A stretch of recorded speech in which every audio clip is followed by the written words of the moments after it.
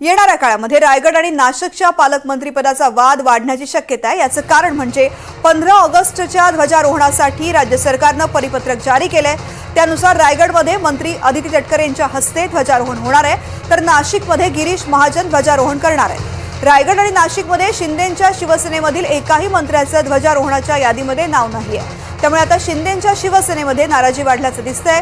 रायगडमध्ये अदिती तटकरे यांच्या हस्ते ध्वजारोहण होणार असल्याचं यंदाही शिवसेनेच्या भरत गोगावलेंना त्यामुळे स्थान मिळालेलं नाहीये, त्यामुळे भरत गोगावले नाराज असल्याच्या चर्चा आहेत। भरत गोगावले राज्याबाहेर असल्यामुळे आज कॅबिनेट बैठकीला ही उपस्थित राहणार नाहीत, तर दुसरीकडे नाशिकमध्ये पालकमंत्री पदाकरता राष्ट्रवादी आणि शिवसेनेमध्ये तिढा वाढतोय, पण अद्याप कुणालाही तिथलं पालकमंत्रीपद मिळालं नाहीये। 15 ऑगस्टला ध्वजारोहणासाठी शिवसेनेचे मंत्री दादा भुसेंचं नाव नाहीये, त्यांच्या जागी सुरक्षित खेळी करत भाजपनं गिरीश महाजनांना संधी दिली आहे। त्यामुळे आजच्या कॅबिनेट बैठकीत रायगड आणि नाशिकच्या पालकमंत्री पदावरून खडाजंगी होण्याची शक्यता आहे। त्यामुळे एकीकडे राष्ट्रवादीच्या तटकरेंचं ध्वजारोहणासाठी नाव पुढे करत शिंदे गटाला डावलण्याचा प्रयत्न होतोय का, अशी चर्चा राजकीय वर्तुळात सुरू आहे।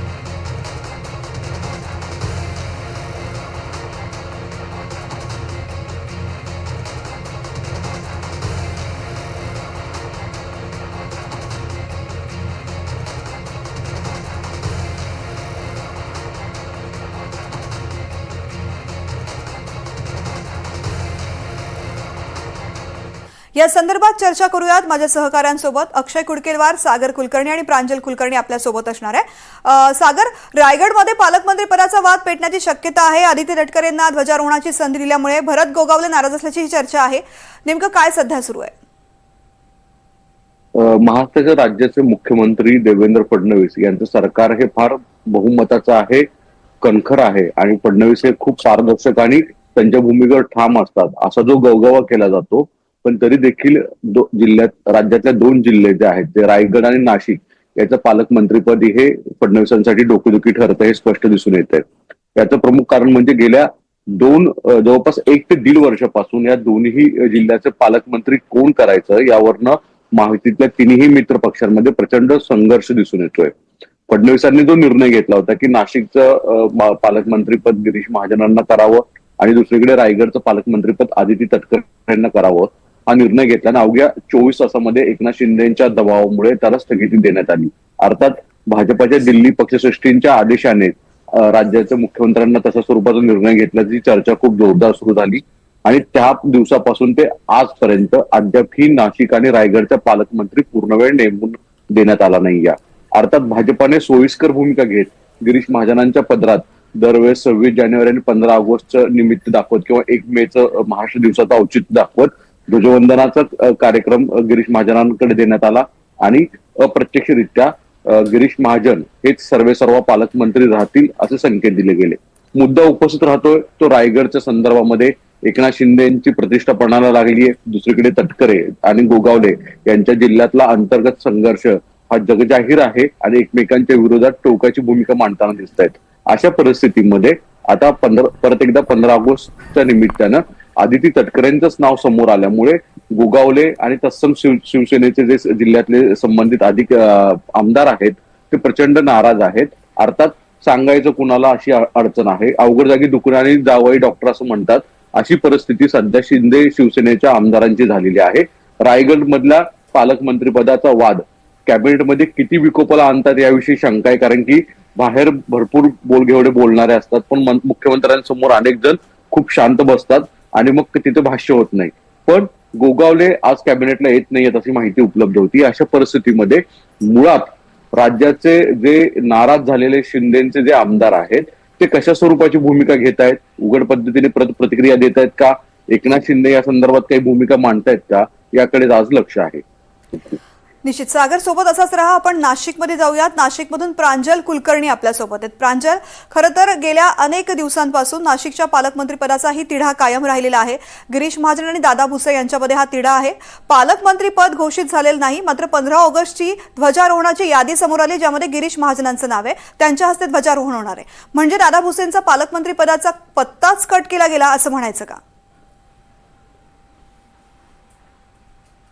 तृप्ती, आपण जर बघितलं तर 26 जानेवारी ध्वजारोहण हे गिरीश महाजनांच्या हस्ते झालेलं होतं. त्यानंतर 1 मे महाराष्ट्र दिनाचं देखील ध्वजारोहण हे गिरीश महाजनांनी केलं होतं. आणि आता कुठेतरी 15 ऑगस्ट पूर्वी पालकमंत्री पदाचा तिढा सुटेल असं वाटत होतं.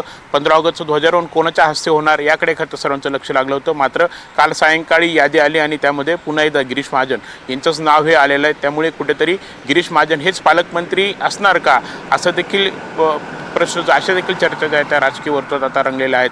आपण जर बघितलं तर कुठेतरी म्हणजे नाशिकमध्ये फक्त शिवसेनेचा दावा नाही तर राष्ट्रवादीकडून देखील दावा हा केला जातोय. कारण राष्ट्रवादी अजित पवार गटाचे नाशिक जिल्ह्यामध्ये 7 हे आमदार आहेत आणि त्यामुळे पालकमंत्री पदासाठी राष्ट्रवादी देखील इच्छुक आहे. तर दुसरीकडे शिवसेना शिंदे गटाचे जे आधी देखील पालकमंत्री राहिले आहेत त्या दादा भुसेंचं देखील नाव जे आहे ते चर्चेत आहे. जोरदार फिल्डिंग खरं तर दादा भुसेंकडून लावलीही जाते. यातच आपण बघितलं तर कालसुद्धा नाशिकमध्ये उत्तर महाराष्ट्राची बैठक ही नाशिकमध्ये आयोजित करण्यात आली होती. 5 जिल्ह्यातील पदाधिकारी तिथे आले होते. गुलाबराव पाटील, दादा भुसे यासोबतच उदय सामंत हे देखील तिथे उपस्थित होते. आणि याच वेळी ही ध्वजारोहणाची यादी देखील आली आणि त्यानंतर उदय सामंत आणि दादा भुसे यांनी प्रतिक्रिया देताना म्हटलेलं आहे की कुठेतरी म्हणजे रायगडच्या जागेवरती भरत गोगावले यासोबतच नाशिकच्या जागेवरती दादा भुसे यांच्यासाठी म्हणजे यांच्याच नावाचा जोर जो आहे तो आमच्याकडून कायम आहे. आमचा दावा जो आहे तो या जागेंवरती कायम आहे असं उदय सामंत यांनी म्हटलेलं आहे. तर एकनाथ शिंदे जी काही पुढे निर्णय घेतील त्यावरती आम्ही जो आहे तो ठाम राहू. तोच निर्णय खरं तर आमच्या पक्षाचा समजला जाईल असं देखील त्यांनी म्हटलेलं आहे. त्यामुळे कुठेतरी आता जसं आता सागर कुलकर्णी यांनी सांगितलं की शिवसेनेसाठी खरं तर ही मोठी डोकेदुखी आता झालेली आहे. नक्की रायगड असेल किंवा नाशिकचं पालकमंत्री पद त्यांना भेटणार का हे देखील पाहणं महत्त्वाचं ठरणार आहे. दुसरीकडे आपण तृप्ती जर बघितलं तर महायुतीमध्ये रस्सीखेच ही कायम आहेत. पालकमंत्री पदाचा वाद जो आहे तो काही केला सुटत नाही. तर दुसरीकडे विकास कामांवर देखील कुठेतरी पालकमंत्री नसल्यामुळे परिणाम हे बघायला मिळत आहेत. आपण नाशिकमध्ये आज बघितलं तर रस्त्यांची कामंही होत नाही आहे. ठिकठिकाणी मोठ्या प्रमाणात खड्डे हे पडलेले आहेत.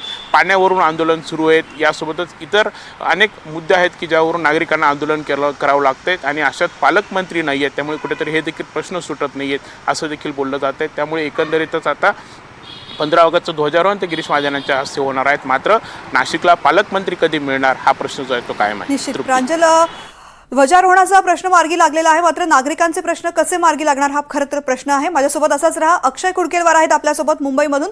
अक्षय, खरं तर थोड्याच वेळामध्ये कॅबिनेटची बैठक सुरू होतीये. पालकमंत्री पदाचे पडसाद कॅबिनेटमध्ये सुद्धा उमटू शकतात का? जरी 15 ऑगस्टसाठी ध्वजारोहणाची यादी समोर आलेली असली तरी बऱ्याच गोष्टी याच यादीमधून स्पष्ट होतात.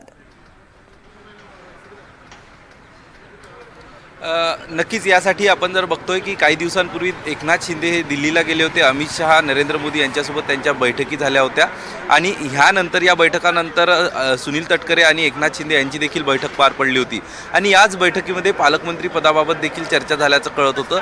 अर्थात ती पालकमंत्री पदाबाबत होती की ध्वजारोहणाबाबत चर्चा होती याबद्दल कोणीही भूमिका घेणं किंवा त्याबद्दल स्पष्ट बोलणं टाळलं असलं तरी आता जी माहिती आपल्याला पुढे येते आणि जी क्रोनॉलॉजी सध्या निर्माण झालेली आहे यानुसार हे ध्वजारोहणासाठी जी यादी येणार होती या यादी संदर्भातच चर्चा झाली असल्याचं कळतंय. आदिती तटकरे आपण जर बघितलं तर भरत गोगावले यांनी पालकमंत्री पदासाठी एक मोठी मोर्चेबांधणी केली होती. ही मोर्चेबांधणी करत असताना थेट भरत गोगावले आणि इतर शिवसेनेच्या रायगड जिल्ह्यातील आमदारांच्या माध्यमातून सुनील तटकरे यांच्यावर बोचरी टीका देखील करण्यात आली होती. महेंद्र दळवी असतील, महेंद्र थोरवे असतील यांच्या माध्यमातून टीका करण्यात आली होती. यानंतर हे पालकमंत्री पदाचं भिजत घोंगडं जे आहे ते तसंच राहिलं आहे. अजून देखील पालकमंत्रीपदी पदाची नावं जाहीर झाली नसली तरी आता दुसऱ्यांदा ज्या प्रकारे आदिती तटकरे त्या ठिकाणी झेंडा फडकवणार आहे यावरनं कुठंतरी हे स्पष्ट संकेत म्हणायचे का की येत्या काळात पालकमंत्री या आदिती तटकरेच त्या ठिकाणी राहणार आहे.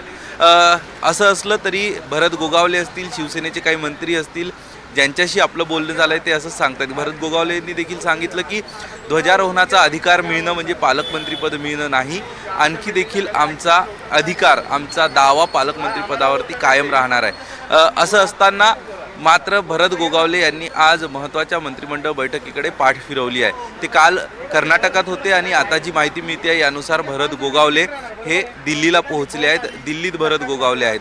त्यामुळं आजच्या मंत्रिमंडळ बैठकीमध्ये अनुपस्थित राहून त्यांची नाराजी ही उघड झालेली आहे. भरत गोगावले हे नाराज होणार आहेत. त्यामुळं ह्या मंत्र्यांच्या भरत गोगावले यांची बैठकीमधली अनुपस्थिती आणि यासोबतच शिंदे गटाचे आमदार आणि मंत्री काय प्रतिक्रिया देतात हे सुद्धा पाहणं महत्त्वाचं असेल. तिघांचेही धन्यवाद संपूर्ण माहिती करता. यानंतर थेट जाऊयात खासदार संजय राऊत बोलतात.